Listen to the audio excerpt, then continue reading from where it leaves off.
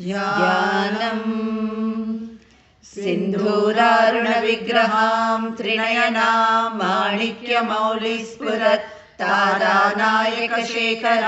स्मितमुखीमापीनवक्षोरुहां पाणिभ्यां मणिपूर्णरत्नचषकं रक्तोत्पलं बिभ्रतीं सौम्यां रत्नघटस्थरक्तचरणां ध्यायेत् परामम्बिकाम्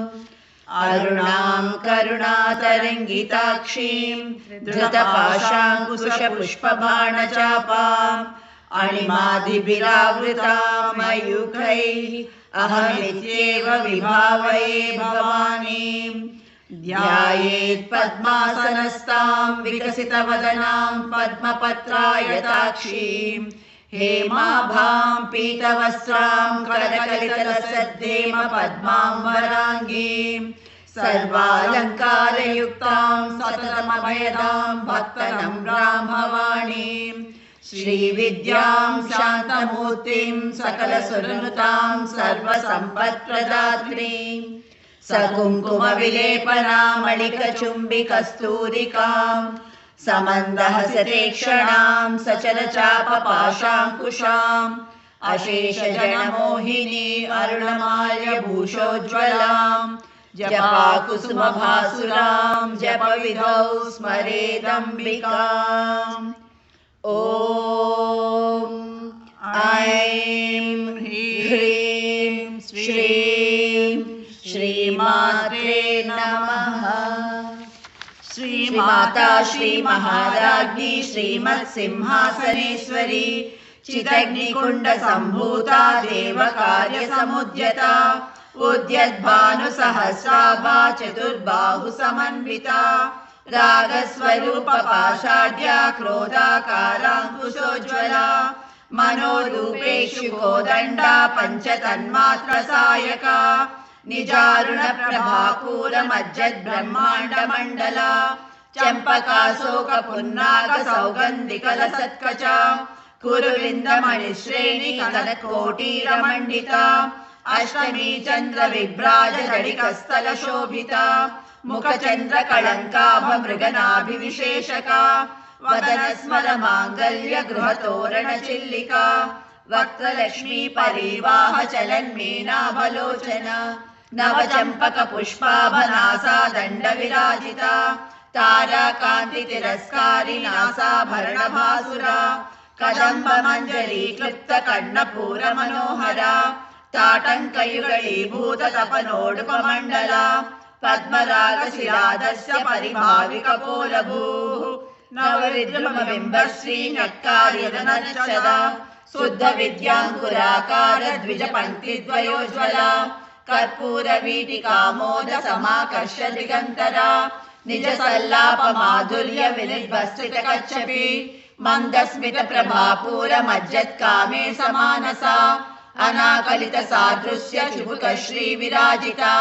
कामे सबद्धमाङ्गल्य सूत्रशोभितकन्दरा कनकाङ्गदकेयूरकमनीय भुजान्विता रत्नग्रैवेय चिन्ताकलोलमुक्ता फलान्विता कामेश्वर प्रेमरत्नमणि प्रतिपणस्तनी नाभ्याळवाळ रोमाळि लताफलकुचद्वयी लक्षरोमलताधारता समुन्नेय मध्यम स्तनभारदळन्मध्यपट्टबन्धवलित्रया अरुणारुण कौसुम्ब वस्त्रभास्वत्कटीतटी रत्नकिङ्किणिकारम्य रसनाधामभूषिता कामे सज्ञात सौभाग्यमादहोरुद्वयान्विता माणिक्यमकुटाकार जानुद्वय विराजिता इन्द्रगोप परिक्षिप्त स्मरतूणा भजङ्गिका गूढगुल्फा कूर्म विष्णु जयिष्णु प्रपदान्विता नखदीदिति सञ्चन्न नमज्जनतमो गुणा पदद्वय प्रभाजाल पराकृत सरोरुहा सिञ्जानमणि मञ्जीर मण्डित श्रीपदाम्बुजा मराळी मन्दगमना महालावण्य सेवदिः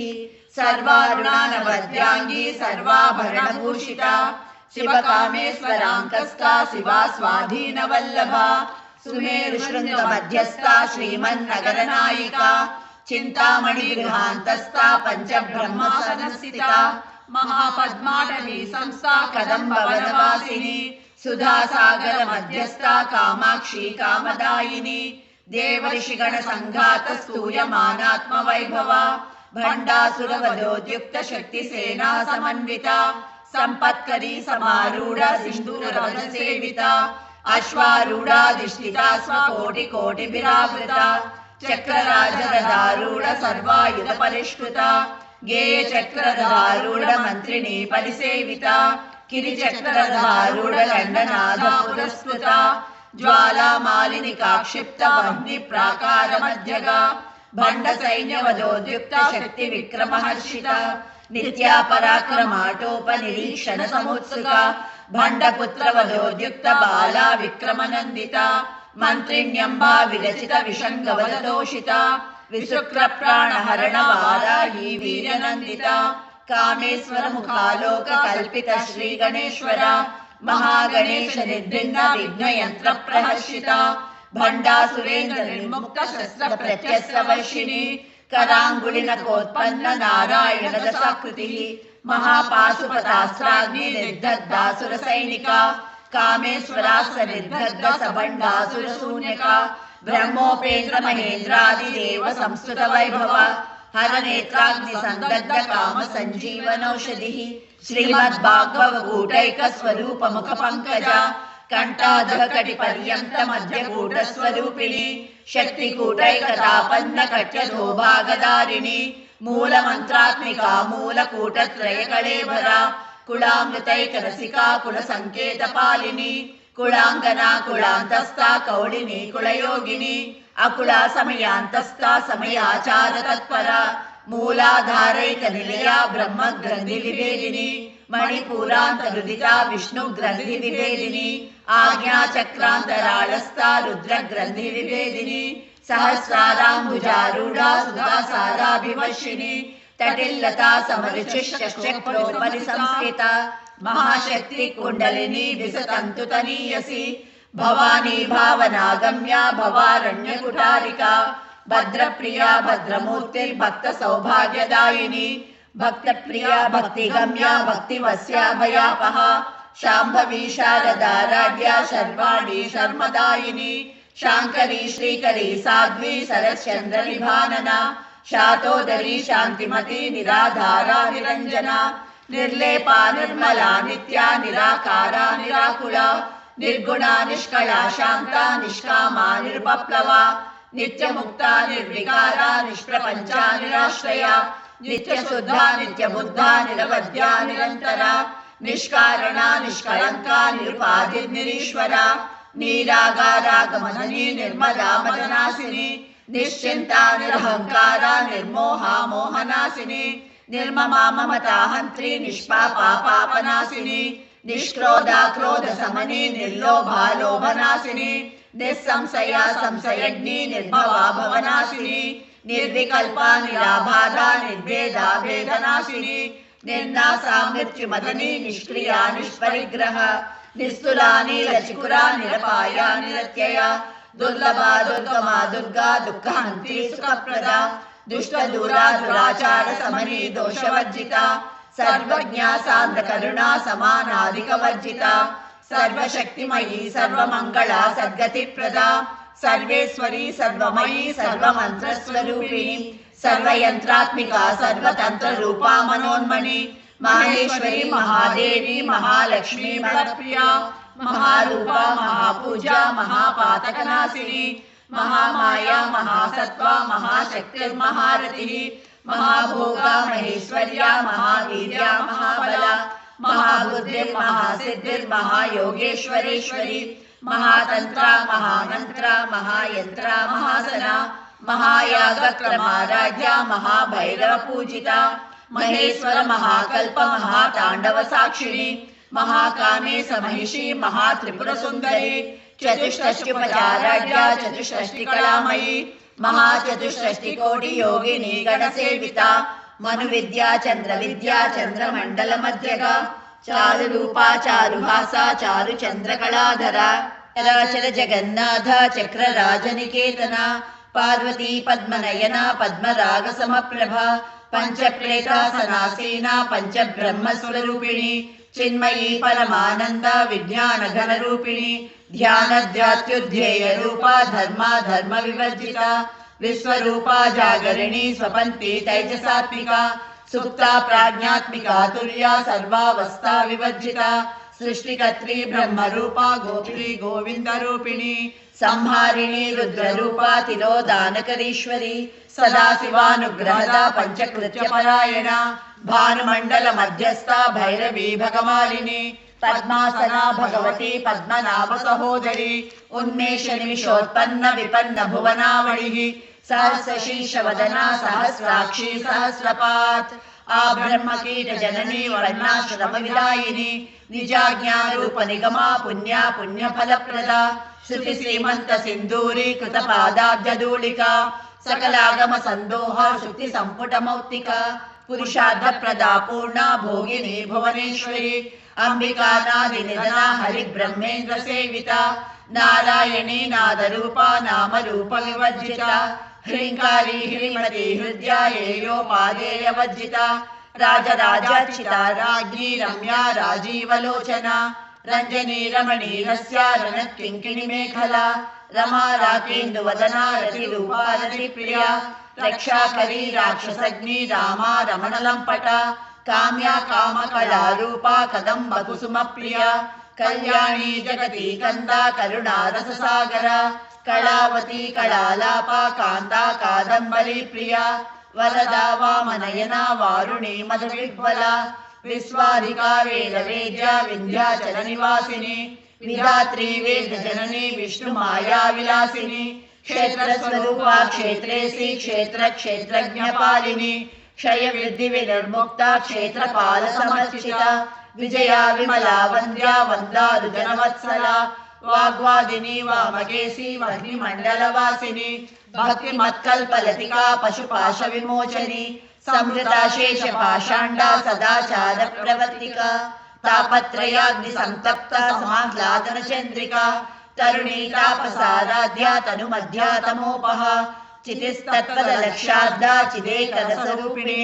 स्वात्मानन्दलभीभूत ब्रह्माद्यानन्द सम्पत्तिः परा प्रत्यच्चिती रूपा पश्यन्ती परदेवता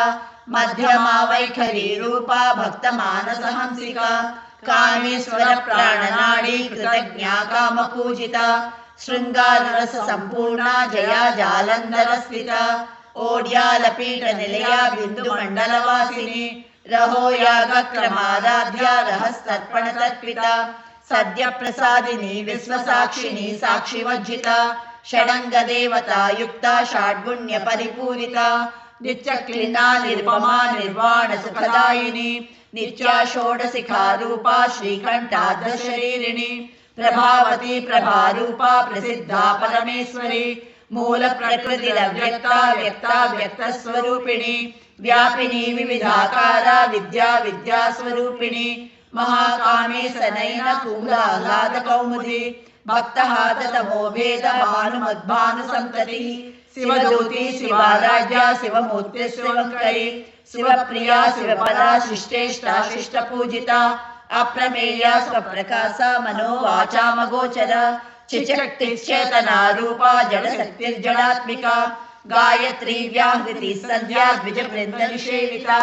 तत्त्वासना तत्त्वमयी पंचकोशान्तरस्थिता निसीम महिमा नित्य यौवना मदसालिनी मदभूनितलक्ताक्षी मदपाटलगण्डभूः चन्दनद्रव दिग्धाङ्गी चाम्पेय कुसुमप्रिया कुशला कोमलाकारा कुरुकुल्ला कुलेश्वरी कुलकुण्डालया कौळमार्ग तत्पर सेविता कुमारगणनादाम्बा तुष्टिः पुष्टिः मतिधृतिः शान्ति स्वस्तिमती कान्तिर्नन्दिनी विघ्ननाशिनी तेजोवती त्रिनयना लोलाक्षी कामरूपिणी मालिनी हंसिनी माता मलयाचलवासिनी सुमुखी नलिनी शुभ्रू शोभना सुरनायिका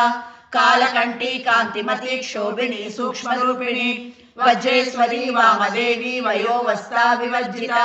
सिद्धेश्वरी सिद्धविद्या सिद्धमाता यशस्विनी विशुद्धचक्रनिलया रक्तवर्णा त्रिलोचना खट्वांगादि प्रहरणा वदनैक समन्विता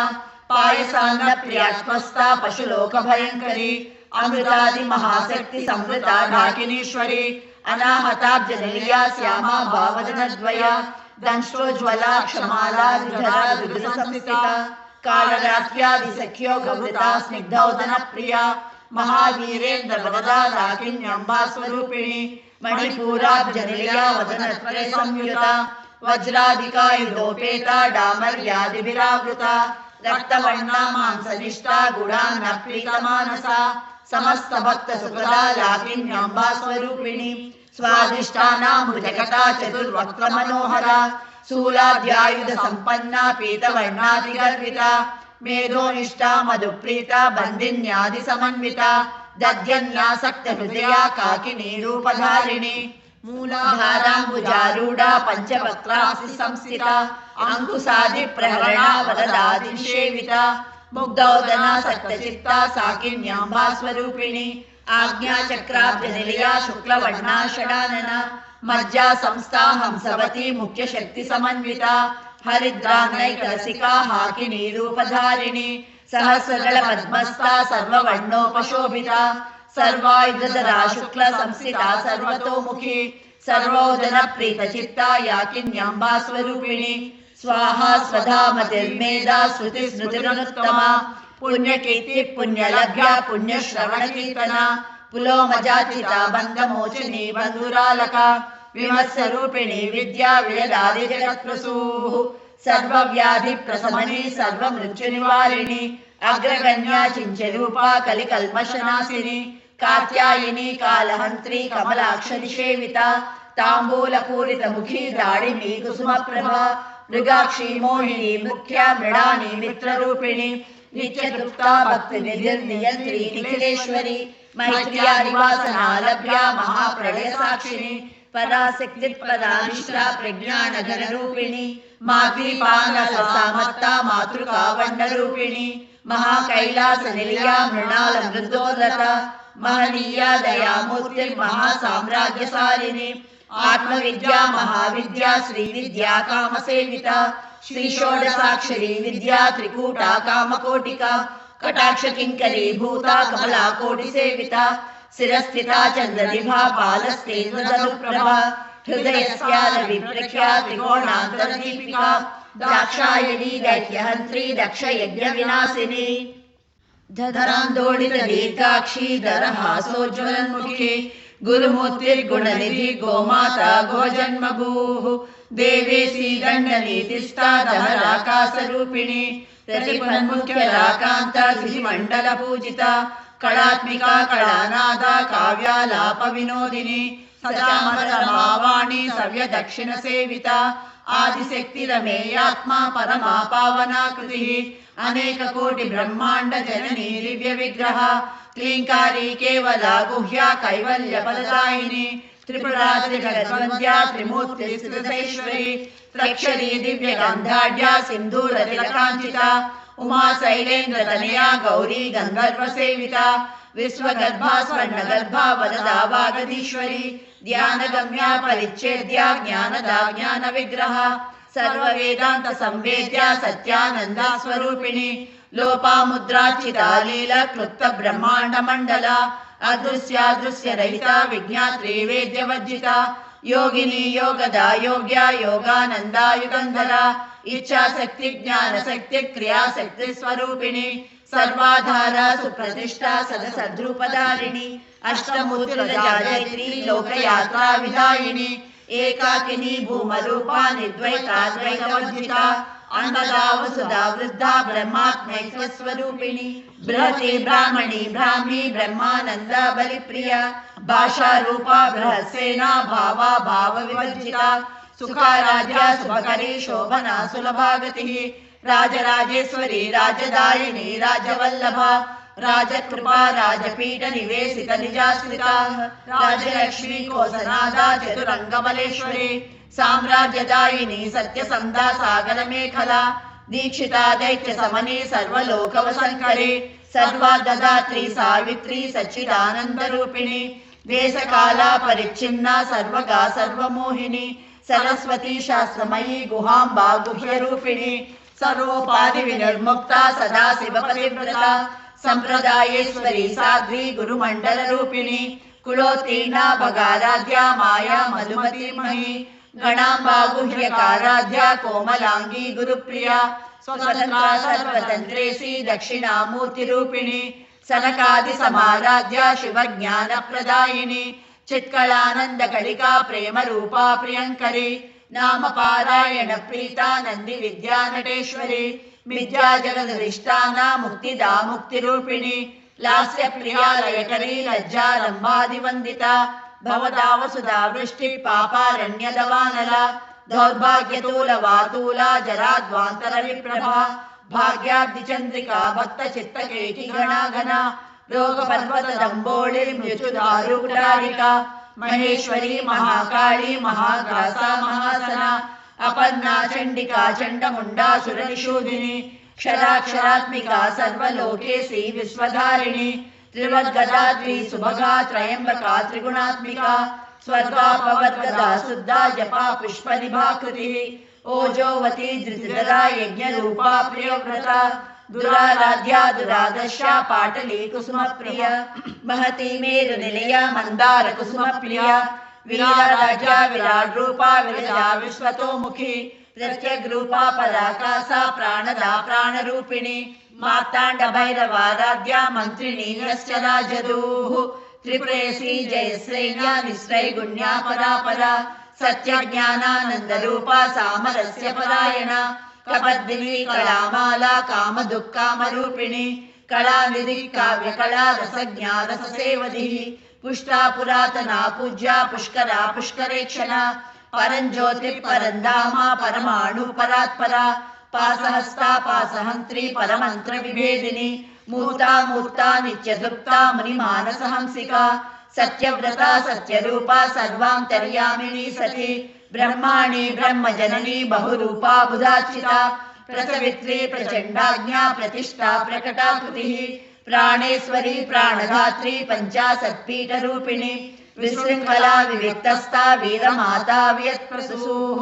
मुकुंदा मुक्तिनिलया मूल विग्रहरूपिणी भावज्ञा भवरोगग्नि भवचक्र प्रवर्तिनी छंदस्सारा शास्त्रसारा मंत्रसारा तलोधरी उदारकी तिरुद्धाम वैभवा वण्णरूपिणी जन्म मृत्यु जरा तत्व जन विश्रांतिदायिनी सर्वोपनिषदुष्टा शांत्यतीतकलात्मिका गंभीरा गगनान्तस्था गर्विता गानलोलुपा कल्पना रहिता काष्ठा कांता कांतार्ध विग्रह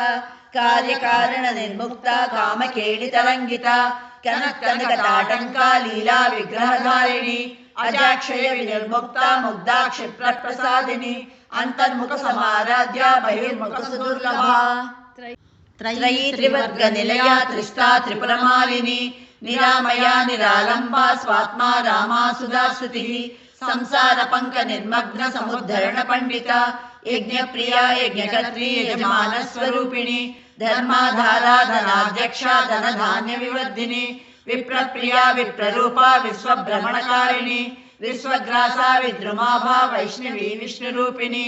अयो निर्यो निलया कूटस्था कुलरूपिणी वीरगोष्ठी प्रिया वीरा नैष्कम्यानादरूपिणी विज्ञान कलना कल्या विदग्धा भैंदवासना तत्वादिका तत्वमयी तत्वमर्धस्वरूपिणी सामगान प्रिया सौम्या सदा शिव कुटुंबिनी सव्यापसव्यमार्गस्था सर्वा पद्विनिवारिणी स्वस्था स्वभाव मधुरा धीरा धीर समर्चिता